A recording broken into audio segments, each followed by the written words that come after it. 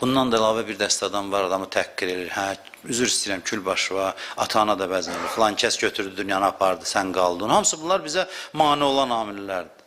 İmtahan dünyasındayıq da.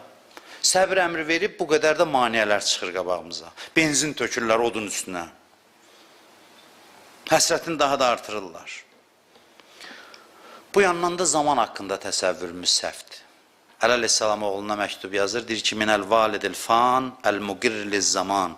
Deyir, fanı olan atadan, o atadan ki, zamanəni etiraf edir, yəni zamanəni tanıyır, zamanı tanıyır. Bilir ki, zaman nədir?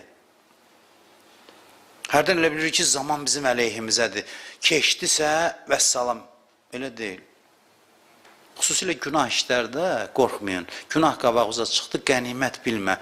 O, üzr istəyirəm, bu ifadə minbərdən deyilməz, amma izah eləmək üçün deyirəm, biraz sırtıqdır.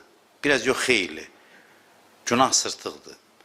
Yox, deyəcəksən, qorxma, yenə gələcək, yenə gələcək. Demək ki, vay, əldən çıxdı. Belə deyil, qətiyyən belə deyil.